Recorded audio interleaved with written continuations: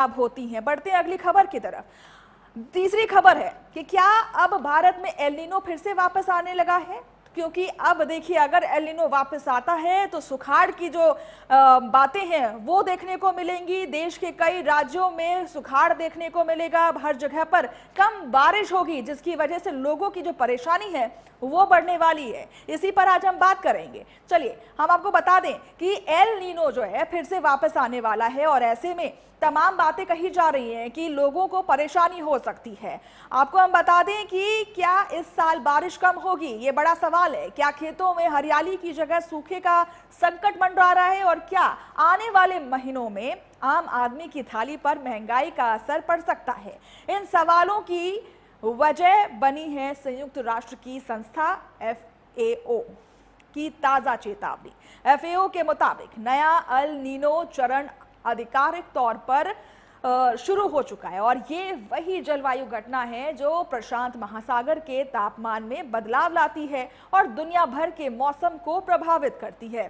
सबसे बड़ी चिंता है भारत को लेकर के जताई जा रही है, जहां अल नीनो ग्रीष्मकालीन मॉनसून को कमजोर कर सकता है। अगर मॉनसून कमजोर पड़ता है तो चावल और मक्का जैसे खरीफ फसलों के उत्पादन पर सीधा असर देखने को मिलेगा। इससे किसानों की आय, ग्रामीण अर्थव्यवस्था और देश की खाद्य सुरक्षा पर दबाव बढ़ सकता है। सिर्फ भारत ही नहीं, दक्षिण और दक्षिण पूर्व एशिया के कई देशों में भी सूखे जैसे हालात बनते हुए नजर आएंगे। आशंका जताई जा रही है कि FAO ने 2015-16 के अल नीनो की याद दिलाई है, जब फसल उत्पादन में गिरावट और खाद्यान्न कीमतों में बढ़ोतरी देखी जाएगी।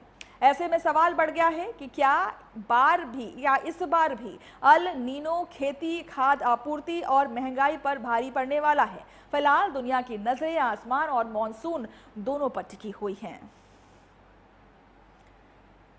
और इस पर निर्मला सीतारमण का भी बयान सामने आया है। क्या कुछ उन्होंने कहा है, आपको सुनवा देते हैं। That some areas are going to be dry and some others are going to have excessive rain. That's a every year concern. But this year, because of the El Nino, I think we are preparing for not so good a monsoon. Of course, we have enough stocks. Since last year we have maintained, so there shouldn't be a food shortage. But for farmers, it will have an impact because this year his income will be stressed out. So I think broadly, I'm not saying anything that you don't know, but these are the challenges, and I'm not sure how much of a provisioning can you make. Just for that one example of fertilizer import, we had during the budget very clearly said to ourselves that the Kharif we are sufficiently endowed with supplies of fertilizer so we can manage the Kharif, and we need money for tendering out for fertilizer that you may require for the Rabi, for which actually the supplies will start in November. Between the day of the budget and today, they've been at least 3 different major fluctuations. Some countries which do not want to get into the market, which are traditional suppliers, are no longer supplying. They want to stock it up for themselves. And there was fear that we are going to have short supply because those who have gone out are depleting the pool. But then came the news of China coming back, who had not been in the market for almost a year. So the supply was that shortage which people thought was offset. So 1 week you have a challenge, the next week that challenge is addressed, but newer challenges come up. So it's being ready for every such. और चलिए आपको graphics के जरिए बता देते हैं कि आखिर एल नीनो क्या होता है और इसकी वजह से क्या कुछ नुकसान देखने को मिलता है। तो देखिए क्या है एल नीनो। प्रशांत महासागर के तापमान में बदलाव देखने को मिलता है और ऐसे में आपको हम बता दें कि एल नीनो के जो है बड़े दुष्परिणाम भी होते हैं।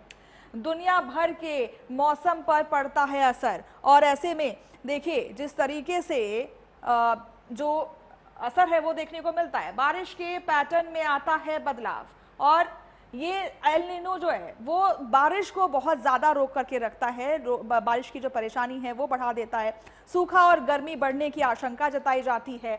और ऐसे में आपको हम ये भी बता दें कि एल नीनो की वजह से देश में कई जगहों पर सुखाड़ देखने को मिलता है। अब आपको ये भी बताते हैं कि भारत के लिए क्यों बढ़ी है चिंता। मॉनसून कमजोर होने का खतरा लगातार बढ़ गया है। तो देखिए, एक तरफ जहां पूरा भारत इस वक्त गर्मी से जूझ रहा है और गर्मी के लिए जतन कर रहा है कि अब जो है बारिश आ जाए, वहीं अब खरीफ फसलों पर भी बड़ा असर देखने को मिल सकता है। अभी कटाव होने वाले हैं खरीफ फसलों की और जिस तरीके से देख रहे हैं कि अब ज्यादा गर्मी बढ़ जाएगी तो फसलों के खराब होने का डर है। चावल और मक्का उत्पादन प्रभावित होने की आशंका जताई जा रही है। बुआई का मौसम है और ऐसे में अगर पानी की कमी होती है तो फिर आप जरा सोचिए कि चावल की जो बुआई है, मक्के की जो बुआई है वो कैसे होगी।